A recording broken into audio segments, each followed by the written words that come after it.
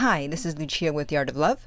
I'm a dating and relationship expert specializing in helping you get your ex back. Today, I want to talk about why you can't let go of your ex. This applies to people who have been in no contact for quite a while and they have not heard from their ex and they still can't let go, or there has been contact but it hasn't been good. Their ex has made it clear they don't want them back and yet they still do not want to let go. So I want to talk about that.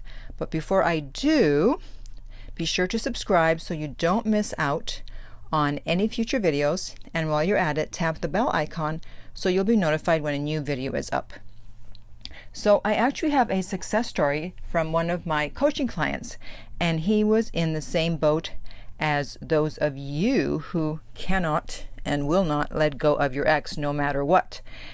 And I've actually spoken about him in a previous video where I talked about one of my clients going rogue. That was him. He inspired that video. And luckily for him, there's a happy ending. Yay!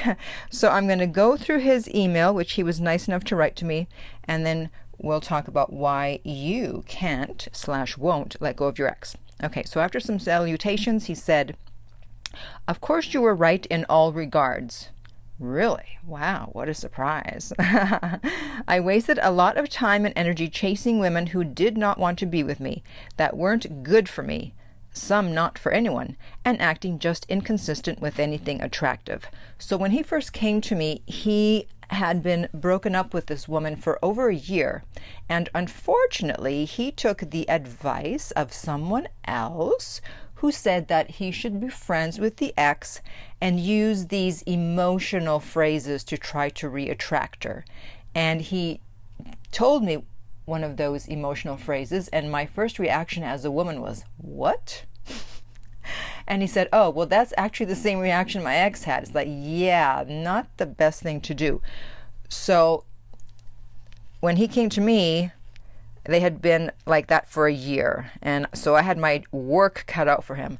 I tried to get him to do no contact, but he kept breaking it.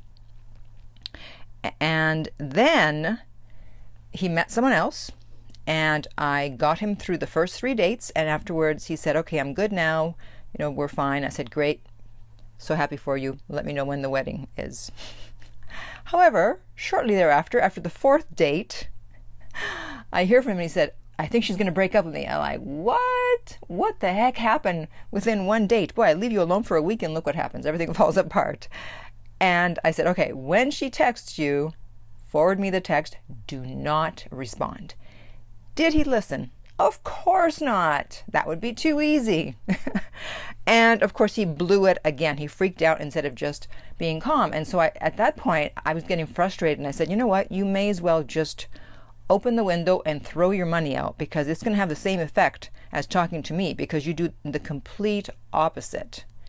And I said to him, maybe you needed to lose yet another woman until you finally realize that you can't keep doing this. And he thought that was harsh, and I agree, but I needed to get it across to him that he couldn't keep doing what he was doing because it was not going to get him the results he wanted.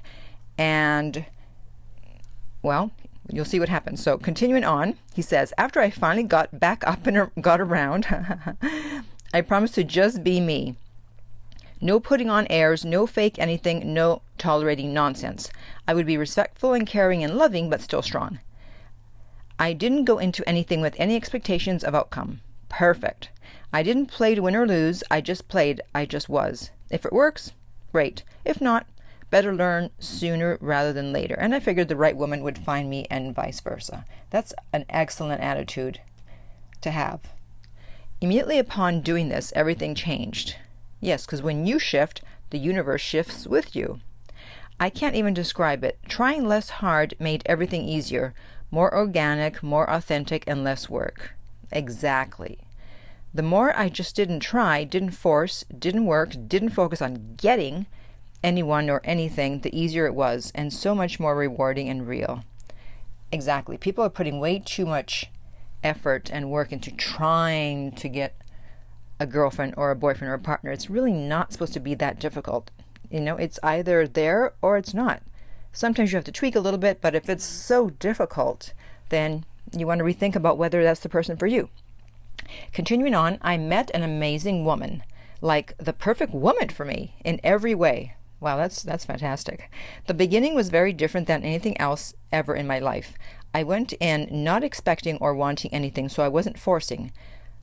That was his problem before. He kept trying to make things happen. And I kept telling him he needed to back off, but he kept trying to force things. Continuing on, I wasn't trying in any way. I wasn't pushing, and I wasn't keeping quiet. I shared my needs and expectations, listened to hers, and truly cared about them. At the beginning, this caused very minor friction getting used to each other, but as it did, I realized that what it felt like was different. This friction wasn't negative. It was more like wiggling a key into a lock to make sure it fits. And it did. Voila! I'm married to her now. She's incredibly beautiful, and she is. He sent me photos. Incredibly smart, too, and her personality, temperament, and attitude is wonderful.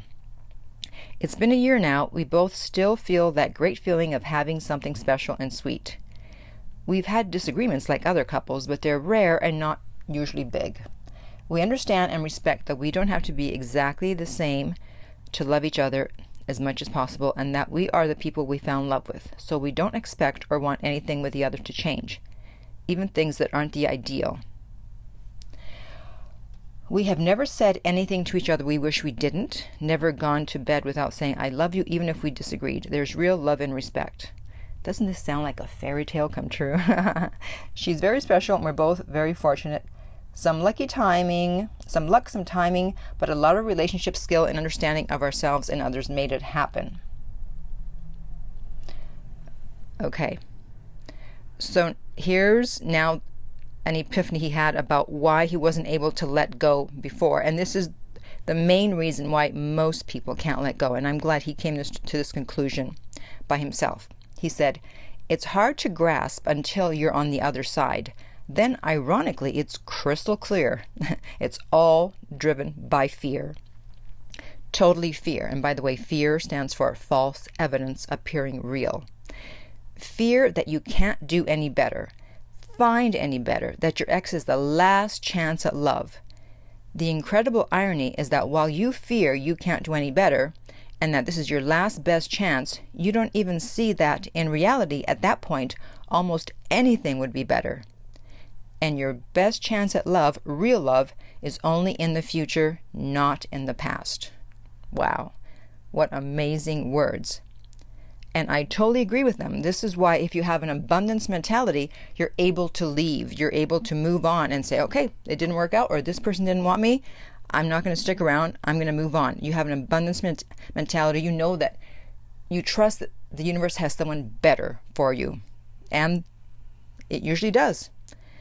But if you stay stuck there because of fear, then how are you going to know if there's someone better? Because you're not willing to venture out and see. And if you do meet someone that would be better for you, you can't see it because you're stuck on the X. You're stuck on trying to fit a square peg into a round hole.